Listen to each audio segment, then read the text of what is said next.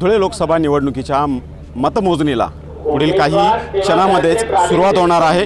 आपण बघू शकता या ठिकाणी प्रशासनातर्फे जय्यत तयारी या ठिकाणी करण्यात आलेली आहे। जवळपास 18 उमेदवारांच्या भवितव्यांचा निकाल हा पुढील काही तासांमध्येच जाहीर होणार आहे।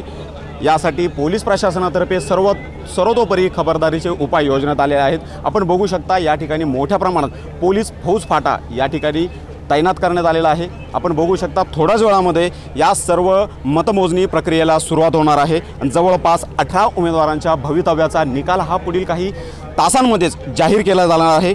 जवळपास 6 विधानसभा मतदारसंघासाठी ही सर्व मतमोजणी प्रक्रिया पार पडणार आहे। प्रत्येकी 20 प्रमाणे जवळपास 20 टेबल यासाठी सज्ज करण्यात आलेले आहेत। त्याचबरोबर टपाली मतपत्रिकेसाठी जवळपास 16 टेबल या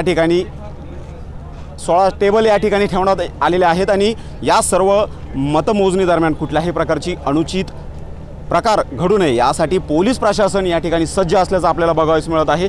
या ठिकाणी महाविकास आघाडीचे उमेदवार शोभा बच्छाव यांच्यासह महायुतीचे उमेदवार सुभाष भामरे यांची प्रतिष्ठा या ठिकाणी पणाला लागल्याचं बघावयास मिळत आहे। सुभाष भामरे हे सलग तिसऱ्यांदा या ठिकाणी उमेदवारी करत आहेत। यापूर्वी 2 वेळा ते खासदार राहून चुकलेले आहेत, परंतु आता या दरम्यान सलग तिसऱ्यांदा त्यांचा विजयाची घोडदौड ही कायम राहणार की महाविकास आघाडीच्या काँग्रेसच्या उमेदवार शोभा बच्छाव हा त्यांच्या विजयाचा रथ थांबवण्यामध्ये यशस्वी होणार का याकडे संपूर्ण राजकीय वर्तुळाचं लक्ष लागून राहिलं आहे।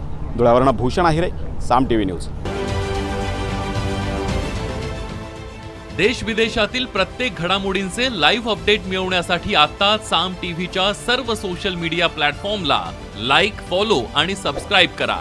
तसंच सर्व नोटिफिकेशनसाठी बेल आयकॉन प्रेस करायला विसरू नका।